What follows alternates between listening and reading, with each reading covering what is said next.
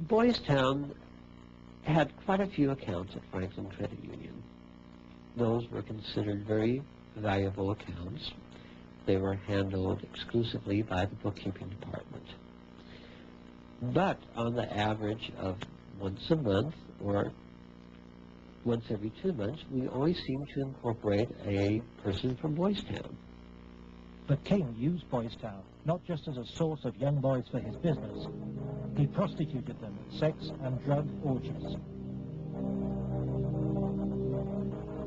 Paul Benassi was a victim of King's abuse. He was also sent by King to lure Boys Town youngsters off campus. We used to just drive around and go to the home with whom we used to for some of the scavenger hunts of picking up some of the kids. You know, just kind of win their confidence, become friends with them for a while. Start inviting them to the parties. The kids were 10 years old or older. In 1986, King's plundering of Boys Town was reported by staff to its chief executive, Father Val Peter.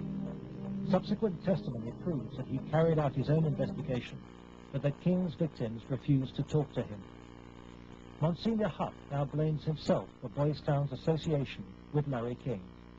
Well, in retrospect, I regret having any association with Larry King. Had I known it at the time, it would never have happened. Could you understand why a very detailed report from a social worker employed at Boys Town, identifying children and identifying their alleged abusers, never saw the light of day? Nothing happened with that.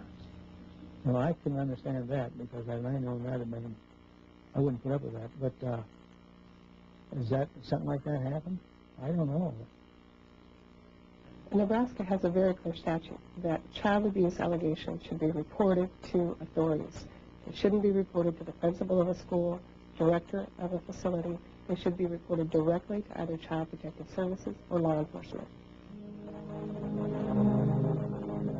And so Larry King remained free to feed his pedophilic parties with child victims.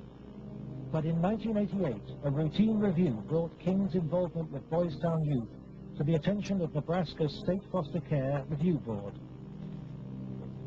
When the information presented to the Foster Care Review Board, either via the telephone reports, the personal reports, or the reports we reviewed, Larry King's name was consistently present as someone that the youth were making allegations against.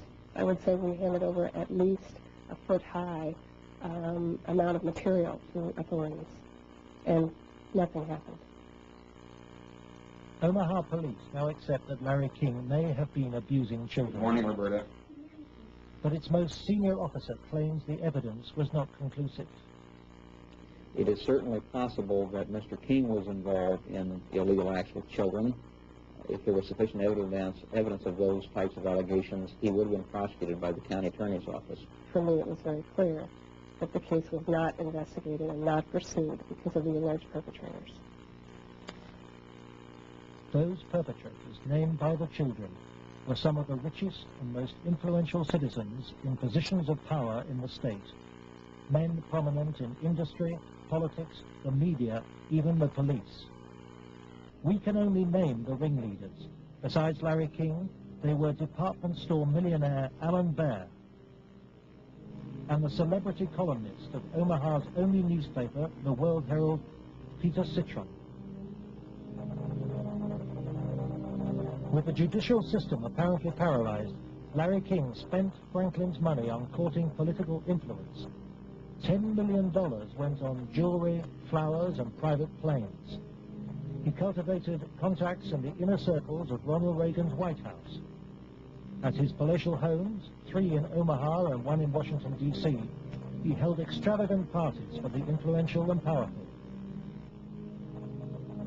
His lavish spending bought him a protected life. Larry King was constantly heralded, cheered, applauded in the news media as the great businessman was helping the poor people, the black community of Omaha. But King's extravagance attracted the attention of the Internal Revenue Service. As a result, on April the 11th, 1988, the Franklin Credit Union was raided and closed by the FBI.